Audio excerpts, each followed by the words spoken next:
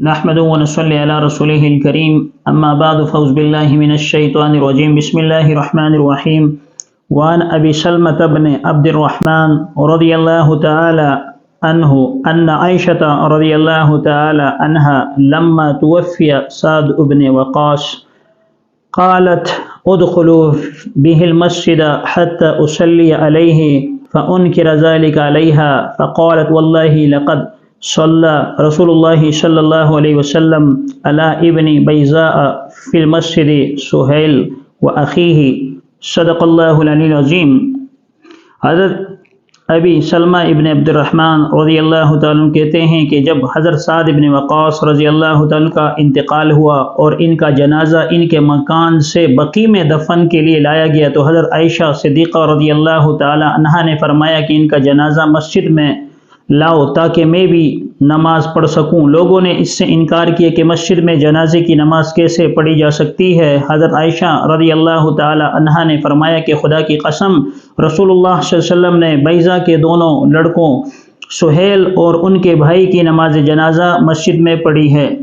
صحیح مسلم میں یہ جو روایت مروی ہے اس میں اس بات کا تذکرہ کیا گیا ہے اور اس چیز کی صراحت فرمائی گئی ہے کہ رسول اللہ صلی اللہ علیہ وسلم نے سہیل اور سہل دونوں بھائیوں کی نماز جنازہ مسجد میں پڑھی تھی۔ اب صورت مسئلہ یہ ہے کہ آیا مسجد میں نماز جنازہ وہ پڑھی جا سکتی ہے یا نہیں؟ تو علماء اکرام فرماتے ہیں کہ مسجد میں وہ نماز جنازہ پڑھی جا سکتی ہے لیکن اس میں کراہت ہے۔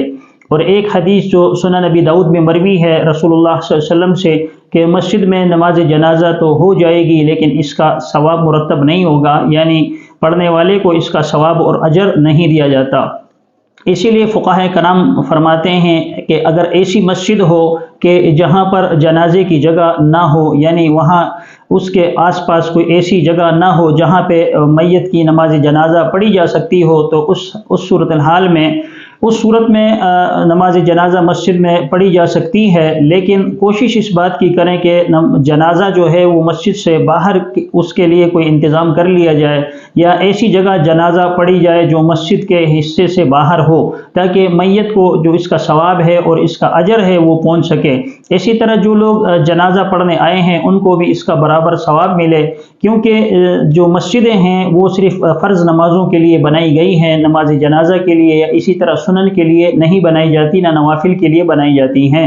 تو علماء اکرام اس سے منع فرماتے ہیں۔ اسی طرح میت جو ہے اس پر جو نماز جنازہ پڑھی جاتی ہے اس کا مقصد یہ ہوتا ہے کہ میت کو زیادہ سے زیادہ ثواب پہنچے، اور ویسے بھی جتنے لوگ نماز جنازہ میں شرکت کریں گے تو اللہ تبارک و تعالی میت کی مغفرت کا اسے ذریعہ اور سبب بنائیں گے۔ جس طرح کہ ایک حدیث شریف میں آتا ہے رسول اللہ صلی اللہ علیہ وسلم کا ارشاد ہے، جس شخص پر یعنی جس مردے پر یا جس میت پر 100 آدمیوں نے نماز جنازہ پڑھ لی تو اللہ تبارک و تعالی میت کی مغفرت فرما دیتے ہیں۔ اللہ تبارک و تعالی اس نماز کی برکت سے مردے کی مغفرت فرما دیتے ہیں۔ تو جتنے زیادہ لوگ ہوں گے، جتنے زیادہ لوگوں کی کثرت ہوگی تو اللہ تبارک و تعالی اس کا جو ثواب ہے وہ مردے کو پہنچاتے رہتے ہیں اور اللہ تبارک و تعالی میت کے لیے مغفرت کا ذریعہ بنا دیتے ہیں۔ اللہ تبارک و تعالی سے دعا ہے کہ اللہ تبارک و تعالی ہمیں ان مسائل کو سمجھنے کی اور اس پر عمل کرنے کی توفیق عطا فرمائے۔ آمین۔ وآخر دعوانا ان الحمد للہ رب العالمین۔